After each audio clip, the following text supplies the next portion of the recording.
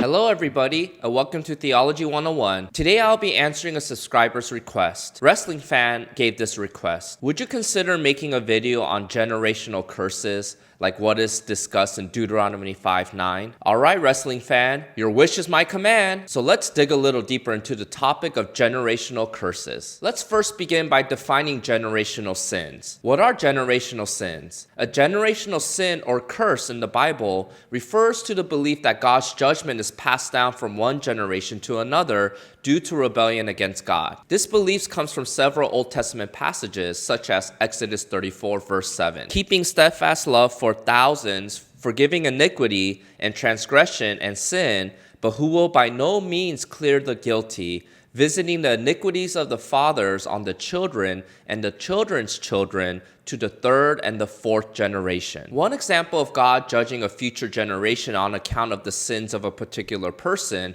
is the story of Noah's son, Ham. Do you remember that story? If you don't, it appears in Genesis chapter 9, verses 20 to 27. After the flood, Noah gets drunk and is lying around naked. Noah's son Ham goes and tells his two brothers about what happened and exposes his father's shame. Unlike Ham, Shem and Japheth did not want to expose their father's shame, so they cover him with a blanket while turning away to not see their father's nakedness. When Noah finds out what happened, he places a curse on Ham's son, Canaan, saying that he will be a slave to his brothers. So because of Ham's sin, his son is cursed by God. Now, does this story prove generational curses? Let's take a little closer look to the context of the story. Genesis 1 through 11 is showing the history of the world and the multitude of nations that came from Noah. The focus is eventually on Abraham and Israel's history from Genesis chapter 12 to 50, since Israel functioned as God's chosen nation. The original readers of Genesis were the Israelites, so God is giving a quick recap of why they were the chosen nation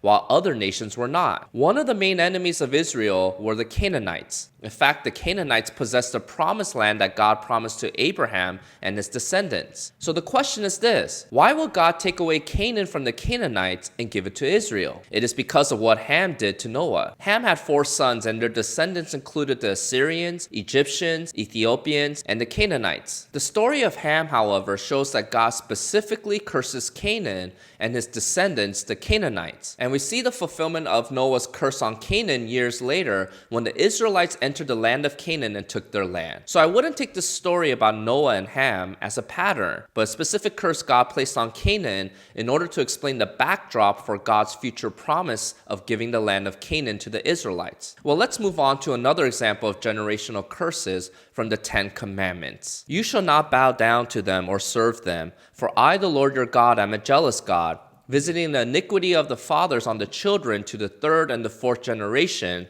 of those who hate me. Now let me explain the context of the 10 Commandments. It is structured after a suzerain vassal treaty. What is a suzerain vassal treaty? The word suzerain refers to a political ruler or a king, and the word vassal refers to his slaves or citizens. During this time, when an ancient Near Eastern king conquered a new territory, he would deliver the slaves from their previous masters and make them his slaves. When establishing this new relationship, he would lay out his rules for his new people to maintain their covenant relationship. So the 10 Commandments and the Mosaic covenant as a whole is God's rules he lays out for Israel as his new people he has delivered out of slavery from Egypt. Therefore, God lays out blessings for Israel's obedience and curses for their disobedience. Notice that God expresses his judgment for Israel's idolatry by saying that he will punish the children for the sins of their fathers up to the third and fourth generation. However, in the very next verse, God says that for those who obey his commandments, he will show steadfast love for thousands of generations. So the generational curses laid out in the Mosaic covenant were specifically for Israel and their disobedience. Also, these generational curses were often contrasted with the generational blessings God will give to Israel if they did obey God's commandments. Now, you might be thinking it is unfair for God to punish children for their father's sin. However, Jewish writings explain that the generational curses were for ungodly fathers and their rebellious children. In other words, the children that God curses were following the same pattern of idolatry as their fathers, meaning that they were not innocent people who were punished for no reason. In fact, God has always stated that the cure for a generational curse is repentance. When Israel turned from idols to serve the living God, the generational curses were broken and God saved them. In other words, God only cursed people during the time of Moses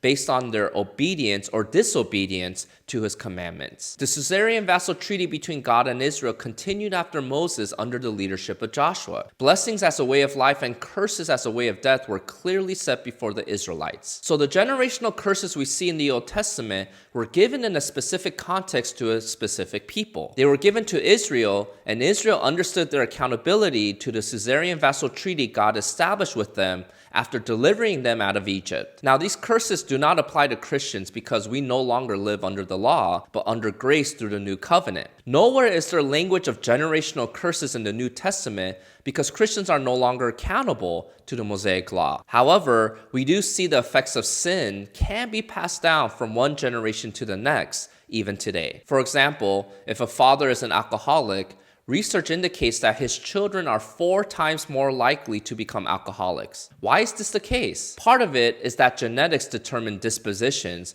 and part of it is that the lifestyle of the father has an influence on his children's lives. So we see through common sense that behavior and attitude problems can run in families. Just like physical characteristics of height, weight, and hair color can be passed down, so also certain types of sin patterns can pass from generation to generation. However, none of this should be seen as irreversible curses, because we know that there's deliverance from all sinful patterns to anyone who calls upon the name of the Lord. The Apostle Paul argues that sin and death has affected us through Adam. However, through Christ, we can receive the grace of God resulting in freedom from sin. Therefore, Paul says that we remain slaves to sin until we are set free by the work of Jesus Christ. So no matter what sin we struggle with, no matter what our family history may be, we are not cursed by God, but we have a way to reverse these family sin patterns through the power of Christ. Wrestling fan, I hope this video helps you understand the generational sins from the Old Testament and how Christians do not need to worry about it. I also hope that you see that through the power of Christ, we can break any generational sin patterns in our family lineage. Thank you to today's sponsor, Awe and Reverence. They offer a free digital worship music app called Maskill. If you want to find out more, I'll leave some links below in the description box. Finally, if you want your questions answered with a video, leave a comment below and I will do my best to get to it. Until next time, see you.